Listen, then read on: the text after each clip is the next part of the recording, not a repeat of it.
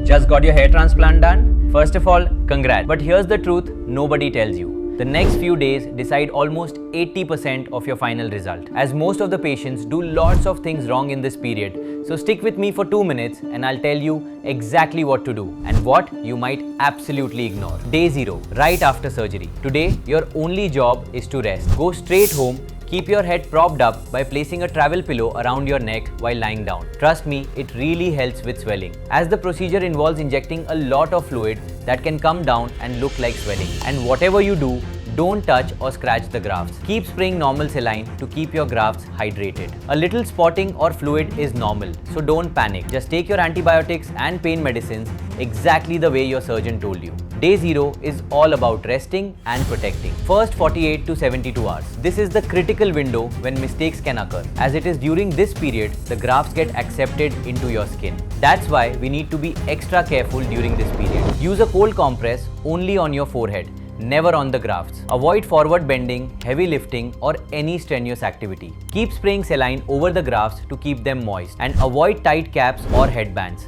Zero pressure. Continue with your meds, and if you experience anything unusual, connect with your surgeon immediately. Don't wait. It's always better to check early. On day 7 to 14, most of the surgeons recommend to wash scalp between 5th to 7th day. You can either go to clinic to get the wash by trained technician or do it yourself as guided by your doctor at home. Here's the safest method. Apply aloe vera gel over the scabs for 30 minutes. Mix lukewarm water with a tiny drop of baby shampoo in a bowl. Then gently pour using a cup. Don't blast your head with the shower. You can gently rub the scabs when they get soft to get a cleaner look. Pat dry with a soft towel.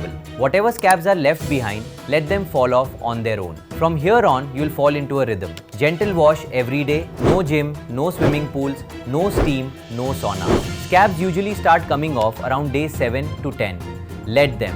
Your grafts are still delicate, so skip styling products or hot blow drying for now. If you notice spreading redness, pus, high fever, heavy bleeding or pain that doesn't settle even after meds, call your surgeon right away. Between week 2 to 4, around this time, you might see the transplanted hairs fall out. Don't freak out, it's completely normal. It's called shock loss. Avoid heavy lifting or contact sports for a bit longer. Still no hair dye or chemicals for about a month. And if you're planning to start minoxidil, check with your surgeon first. The timing needs to be right. Month 1 to 3. Somewhere around month 3, you'll see those first thin baby hairs coming in. It feels great. Support that growth with good sleep, plenty of hydration and a protein-rich diet. And if you smoke, this is the perfect time to quit. Nicotine slows blood flow and directly affects graft survival. You can start with hair regrowth medical therapy to support the growth of existing as well as transplanted hair. In case your surgeon recommended PRP, you can now start going for the sessions.